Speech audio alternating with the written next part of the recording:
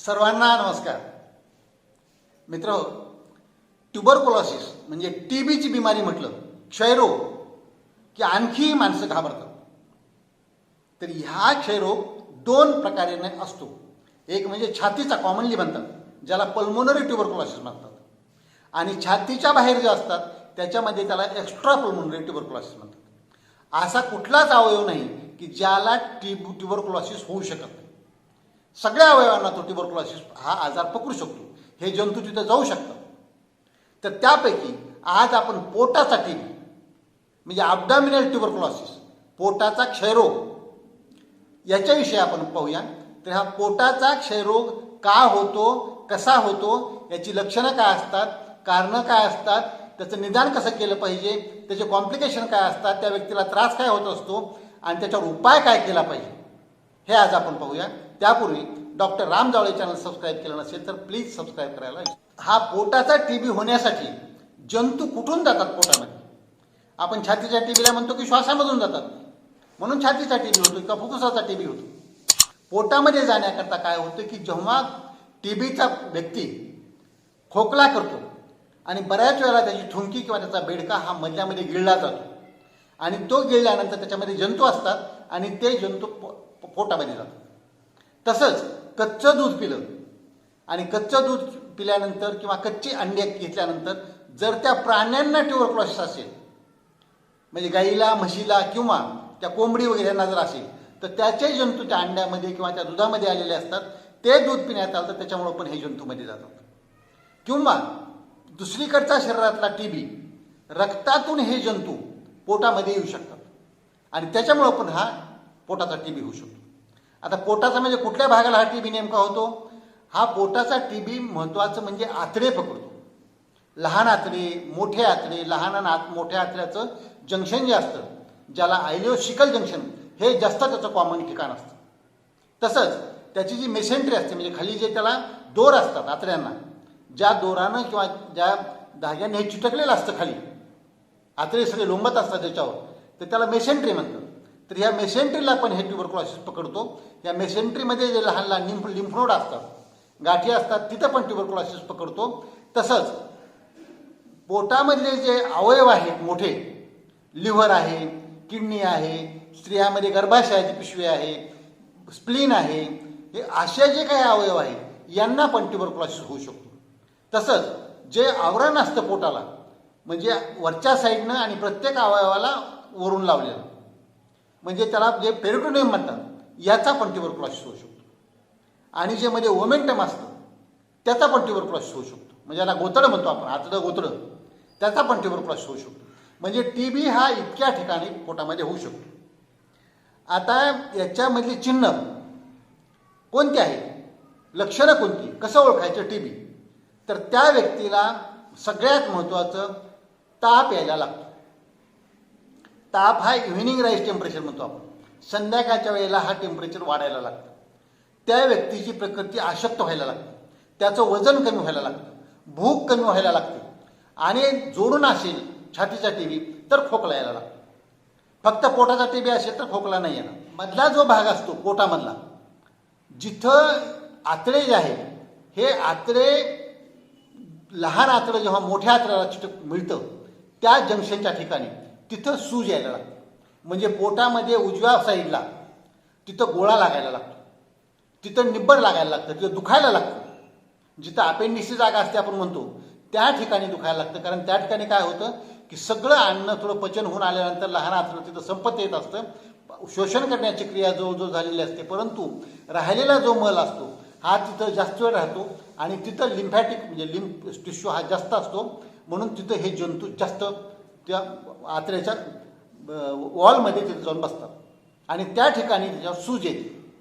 म्हणजे लहान आतड्याचा शेवटचा भाग किंवा मोठ्या आतड्याचा सुरुवातीचा भाग, या ठिकाणी सूज यायला लागते आणि तिथं त्याचं मांस किंवा गाठ त्याची बनायला लागते. तसं त्या व्यक्तीची पचनशक्ती एकदम कमी होऊन जाते. तसंच काही ठिकाणी इथून दुसरीकडे पण हा टीबी पसरू शकतो. आता आणखी फीचर्स म्हणजे लक्षात घेण्यासारखे, आता जर लहान आतड्याला पकडलं गेलं त्याच्यामध्ये काय दोन टाईपचे असतात आतड्यामध्ये. एक तर काय होणार की तिथं जंतू जाऊन जाऊन आतड्याला सूज येऊन येऊन तिथे गाठ तयार होणार किंवा जखम होऊन ते जखमेच्या ठिकाणी जखम भरत असताना तिथं स्कार, आपण जसं घट्टा पडला म्हणतो, होऊन त्या आतड्याची पोकळी जी असते मोठी, ती पोकळी हळूहळू बारीक होणार. मग त्याला स्ट्रिक्चर किंवा स्टेनॉसिस म्हणतो आपण. अशा प्रकारचं होणार. किंवा मग मधून आल्सर तयार होणार. आल्सर तयार झाला म्हणजे काय होणार, त्या आल्सरमधून रक्तस्राव पण होऊ शकतो आणि जास्त आल्सर खोल जवळ आला तर त्याचं छिद्र पडून तिथं भोग पडू शकतो. कशाला? त्या आतड्याला. आणि जेव्हा आतड्याची पोकळी खूप लहान व्हायला लागते तेव्हा अन्न पुढे ढकलण्याची क्रिया तिथं अडकायला सुरुवात होते आणि ऑब्स्ट्रक्शन म्हणजे पुढे अन्न जायला अडथळा होतो आणि ऑब्स्ट्रक्शन सुद्धा होतं, त्याचं पोट फुगतं. म्हणजे पोट फुगणं असेल ऑब्स्ट्रक्शनमुळं किंवा अल्सर झाल्यानंतर छिद्र पडणं असेल आणि ते परफोरेशनमुळं, ह्या इमर्जन्सी आहे. अतिशय तात्काळ लवकर त्या व्यक्तीला दवाखान्यामध्ये नेलं पाहिजे. हे जर चिन्ह असतील, अशा प्रकारची चिन्ह टीबी म्हणजे पोटाला असतील तर ते टीबीचं कारण असू शकतं. पोटाचा टीबी आहे का हे तिथं गेल्यानंतर तपासल्यानंतर कळू शकतं. तसंच जर लिव्हरचा टीबी असेल तर लिव्हरला काय झालेलं असतं, सूज आलेली असते. या ठिकाणी भला मोठं लिव्हरच्या ठिकाणी सूज दिसते. सोनोग्राफी केली तर आपल्याला लिव्हर मोठा झालेला दिसेल. बऱ्याच वेळेला त्या लिव्हरमध्ये काही पार्ट हा जास्त ट्युबरक्युलोसिसचा झालेला असतो. तसंच पेरिटोनियम जे आहे त्या पेरिटोनियममध्ये गाठी गाठी गाठी गाठी लहान अशा पूर्ण जमा होतात आणि आतड्याच्या खाली सुद्धा जी मेसेंट्री असते त्याच्यामध्ये पण खूप मल्टिपल लिम्फ नोड्स म्हणजे इतक्या गाठी गाठी गाठी बारक्या, आपण जसं म्हणतो शेळ्या मेंढ्यांच्या लेंड्या जसं असतात तशा सगळ्या पोटामध्ये त्या पसरलेल्या त्याच्यामध्ये दिसतात. एवढ्या गाठीमध्ये तयार झालेल्या असतात. तर हे तपासण्या आपण साधी सोनोग्राफी केली कळू शकतो, लगेचच दिसतं. तसंच त्या व्यक्तीचं जर खोकला येत असेल, त्याची थुंकी तपासली तर टीबीचे जंतू दिसतीलच, ते कळून येईल. तसंच एक औषध प्यायला देतात आणि फोटो काढतात, त्याला बेरियम मील आणि फॉलो थ्रू असं म्हणतात. याच्यामध्ये क्लिअर आयडिया कळते की या व्यक्तीला पोटाचा ट्युबरक्युलोसिस कुठल्या भागाचा आहे आणि कुठल्या टाईपचा आहे, कुठल्या प्रकाराचा आहे. कारण हे औषध जे मध्ये जातं ते औषधमध्ये गेल्यानंतर जर आल्सर असेल, खड्डा असेल, त्या खड्ड्यात औषध साठेल. आपल्याला बाहेरून दिसेल की हा साचल्या औषध येतं म्हणजे खड्डा आहे. जर आपल्याला वाटलं की सूज आलेली गाठ आहे मोठी, त्याच्या आत पोकळी लहान झालेली आहे, तिथं काय होईल की ती मोठी सूज वरून दिसेल आणि आतमध्ये औषध फक्त छोट्याशा लहान नळीमध्ये गेलेलं दिसेल. किंवा जेव्हा ऑब्स्ट्रक्शन होतं, पुढं सरकू शकत नाही, तर हे औषध त्याच्या पुढं जाणारच नाही.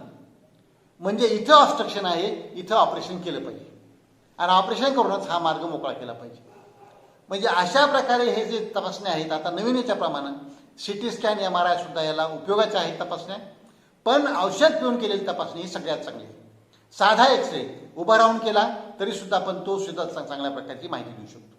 आणि जर काही गाठ पोटामध्ये असेल तर सुई टाकून त्याची म्हणजे UAG गायडेड किंवा CT गायडेड म्हणतो आपण, त्याच्या ऑब्झर्वेशन खाली जर तिथून आपण थोडंसं पाणी काढलं त्या गाठीमधलं, काही पेशी काढल्या आणि त्याची तपासणी केली तर त्याच्यामध्ये आपल्याला कळेल की हे ट्युबरक्युलोसिस आहे. म्हणजे एकदा हा ट्युबरक्युलोसिसचं निदान झालं, एकदा कळलं की त्याप्रमाणे पुढं ॲक्शन घ्यायला सोपं जातं. आता कशा प्रकारची मॅनेजमेंट केली पाहिजे, एकदा कळलं की पोटाचा TB आहे तर कशा प्रकारे घेतली पाहिजे. त्या व्यक्तीला आहार पहिल्यांदा इतका सॉफ्ट, मऊ, हलका, पातळ आणि थोडा थोडा आहार दिला पाहिजे, म्हणजे आतड्यावर मधल्या लोड येणार नाही, याची काळजी घेतली पाहिजे. तसंच TBचे औषधं लगेचच सुरू केली पाहिजेत. प्रत्येक सरकारी दवाखान्यामध्ये ही औषधं मिळतात. आता कंपन्याने ठरवल्याप्रमाणे किंवा म्हणजे शासनाने ठरवल्याप्रमाणे तसं गोळ्या काही कंपन्यांनी बनवलेल्या आहेत की एकाच पाकिटामध्ये 4 गोळ्या 5 गोळ्या असतात, ते एक पाकिट दिवसात संपवायचं असतं. तुम्ही डोक्याला विचारच नाही करायचा, ते एक पाकिट पूर्ण संपवून टाकायचं.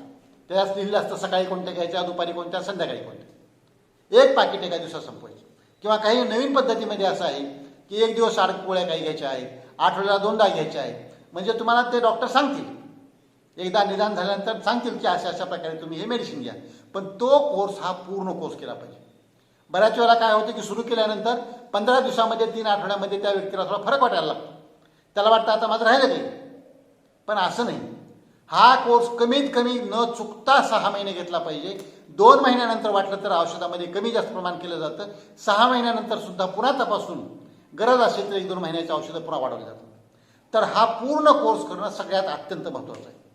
तसं या व्यक्तीमध्ये जे अशक्तपणा आलेला असतो, व्हिटॅमिन्सची कमतरता झालेली असते, पचन चांगलं झालेलं नसतं, म्हणून वरून त्याला काही शक्तीची औषधं देणं, व्हिटॅमिन्स देणं, प्रोटीन पावडर्स देणं, हे पण सप्लिमेंट त्याला दिले पाहिजे, म्हणजे लवकर तब्येत त्याची सुधारते. आणि पॅनक्रियाटिन याच्या काही गोळ्या देणं पचनशक्तीच करता ते चांगलं असतं. आणि ऑपरेशन कोणत्या वेळेला लागतं, आता आपण चर्चा केली की ऑपरेशन लागतं सगळ्यात महत्त्वाचं म्हणजे इमर्जन्सी जेव्हा येते. आणि महत्त्वाचं या 2-3 कारणाला इमर्जन्सी येते की जर तिथं अल्सर होऊन त्याच्यात छिद्र पडून त्या छिद्रातून खाल्लेलं अन्न बाहेर पोटामध्ये येत असेल तर पटकन ऑपरेशन करून ते छिद्र बंद केलं पाहिजे. ही एक गरज आहे ऑपरेशनची. नंबर 2, जर त्या आतड्याची पोकळी खूप बारीक होऊन लहान, तिथून अन्न पुढं सरकू शकत नसेल, तिथं अडथळा येत असेल किंवा थोडीशी गाठ झाली असेल तर ऑपरेशन करून ती गाठ, ते लहान झालेला भाग तो काढून बाहेर फेकून देणे आणि चांगला इकडचा भाग राहिलेला आणि पुढचा आतड्याचा चांगला भाग हे दोन्ही जोडून टाकणे. म्हणजे रिसेक्शन अनस्टॉमॉसिस तिथं केलं पाहिजे. बऱ्याच वेळेला खूप मोठा पार्ट पण काढावा लागतो, तर हे पण काढलं पाहिजे आणि ते काढल्याशिवाय तिथं पर्याय नाही. कारण हे इमर्जन्सीमध्ये करावं लागणार. जर औषधांनी जरा फरक पडला मग करायची गरज आहे, पण इमर्जन्सीमध्ये हे या वेळेला ऑपरेशनची गरज पडते. तसंच जर काही ठिकाणी लोकलाइज्ड मध्ये घाण साठते, मध्ये इन्फेक्शन होतं आणि त्यावेळेला थोडासा पार्ट हा जास्त इन्फेक्टेड बनतो, तर तो पण ऑपरेशन करून सुधारून घेतला पाहिजे. तर अशा प्रकारे गरज पडलं तर ऑपरेशनची, परंतु बऱ्याच वेळेला आता औषधं खूप चांगली निघालेली आहेत. पोटाचा TB ह्या औषधांनी चांगल्या प्रकारे बरा होऊ शकतो. म्हणून आधी औषधाकडे लक्ष दिलं पाहिजे, तो नियमित कोर्स घेतला पाहिजे, स्वच्छतेचं काळजी घेतली पाहिजे आणि जर आपल्याला काही सर्दी खोकला आली असेल त्याचा पण इलाज केला पाहिजे. छातीचा TB हा पोटाचा TBकडे नाही गेला पाहिजे किंवा कुठल्या दुसऱ्या अवयवाकडे नाही गेला पाहिजे. ही सगळी काळजी घेऊया आणि निरोगी राहून दीर्घायू होऊया. मी पुन्हा एकदा सांगेन की ट्युबरक्लोसिस हा आता पूर्णतः बरा होणारा आजार आहे. 1% त्याबद्दल भीती बाळगायचं कारण नाही. आता ट्युबरक्लोसिसमुळं जर नियमित औषध पाणी केलं तर मृत्यू पावणाऱ्या लोकांची संख्या खूप खूप म्हणजे जवळजवळ नसल्यात जमा झालेली आहे. म्हणून TB बद्दलची भीती काढून टाकूया आणि निरोगी राहून दीर्घायू. आजचा व्हिडिओ आवडला असेल तर लाईक करा, कॉमेंट करा, इतरांना पाठवा आणि doctor Ram Jawale channel subscribe करायला विसरू नका. कारण आपलं आरोग्य आणि सत्यमेव जयते, सर्व नात्याहून श्रेष्ठ मला हेच नाते. जय जवान, जय किसान, जय भारत, जय इन्सान.